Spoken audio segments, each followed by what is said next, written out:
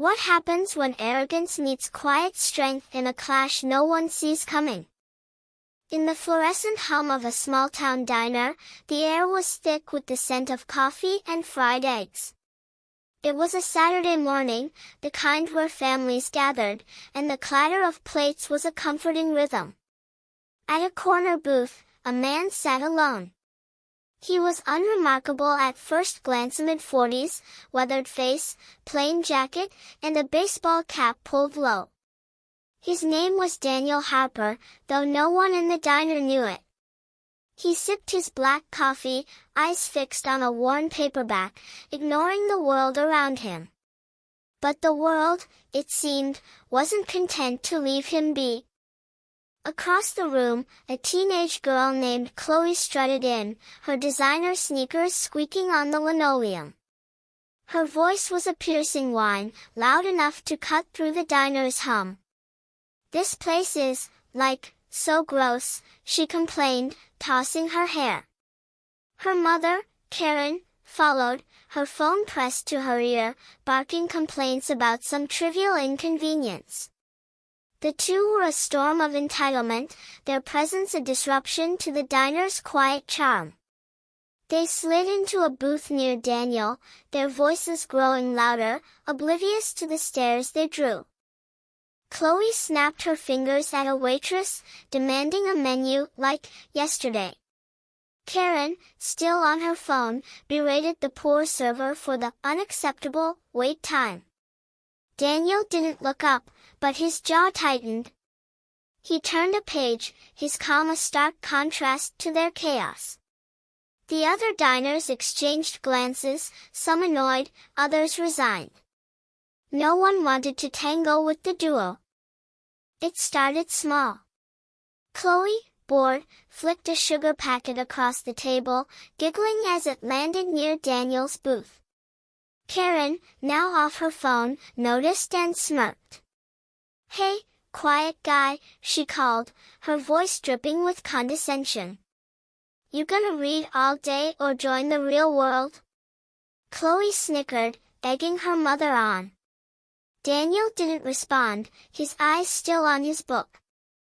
Karen's face soured. "Wow, rude much," she said, louder now, drawing more eyes. "You think you're too good to talk to us?"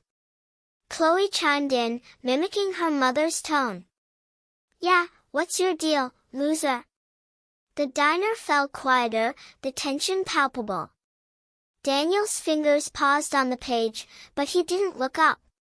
His silence seemed to infuriate them more. Karen stood, her chair scraping the floor.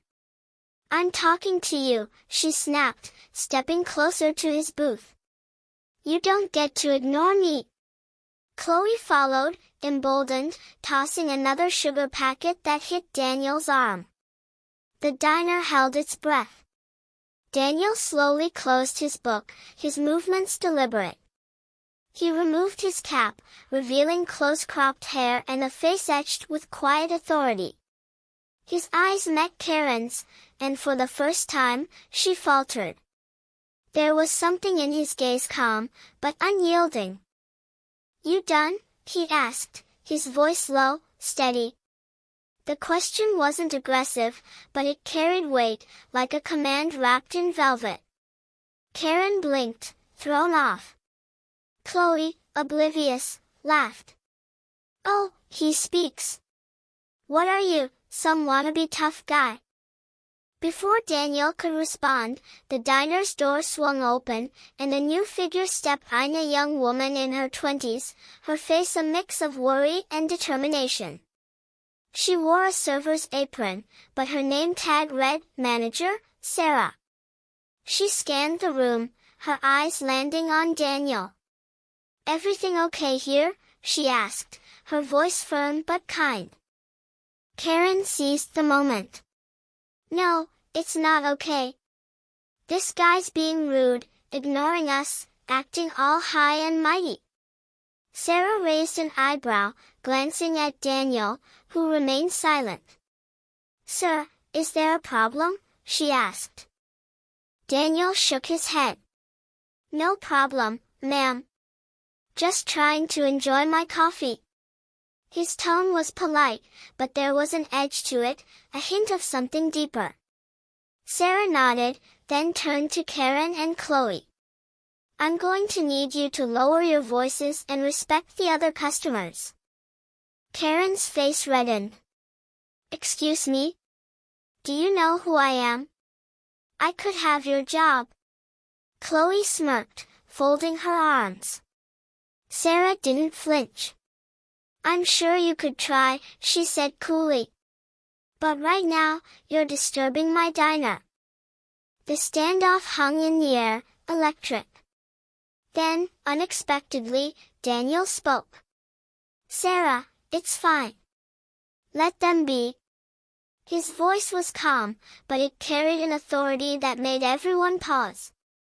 Sarah looked at him, surprised, then nodded. Karen, sensing a victory, sneered. See? Even he knows his place. But Sarah didn't walk away. Instead, she lingered, her eyes narrowing as she studied Daniel. Wait a second, she said softly, almost to herself. You're Colonel Harper, aren't you? The diner went silent. Karen's smirk vanished. Chloe's phone slipped from her hand, clattering onto the table. Daniel's expression didn't change, but his eyes flicked to Sarah, a faint smile tugging at his lips. Just Daniel today, he said quietly. Sarah's face lit up with recognition. My brother served under you in the Air Force. He told me about you, Colonel Daniel Harper, USAF. Saved his squad in Afghanistan. Said you never raised your voice, but everyone listened. The room seemed to shift. Diners whispered, heads turning. Karen's mouth opened, but no words came out. Chloe shrank in her seat, her bravado gone. Daniel didn't acknowledge the attention. He picked up his book, opened it, and said, just here for coffee, Sarah. But the story wasn't over. Sarah, now emboldened, turned to Karen and Chloe. You two owe this man an apology. He's a hero, and you've been nothing but disrespectful. Karen stammered, her face a mix of embarrassment and defiance. We didn't know, she muttered. Didn't need to, Daniel said, not looking up. Respect doesn't require a title. His words landed like a quiet thunderclap, simple but profound. The diner erupted in soft murmurs of agreement. Karen grabbed Chloe's arm, muttering something about leaving, but Sarah stepped in their path. Apologize, she said, her voice unwavering. Chloe, red-faced, mumbled, sorry. Karen, after a long pause, managed a grudging, yeah, sorry. They hurried out, the door slamming behind them. The diner exhaled, the tension breaking. Sarah approached Daniel's booth, her expression soft. Thank you for your service, Colonel. Coffee's on the house. Daniel shook his head. Appreciate it, but I'll pay. Just doing what anyone would. He dropped a 20 on the table, stood, and nodded to Sarah. Keep the change. As he walked out, the diners watched in quiet awe, the weight of his presence lingering. Outside, Daniel paused, glancing at the sky. A distant jet roared overhead, its contrail slicing the blue. He smiled faintly, then walked on, his step steady, unhurried. The world might never know the full measure of his strength, but in that diner, for one fleeting moment, it had been undeniable. The lesson wasn't just for Karen and Chloe.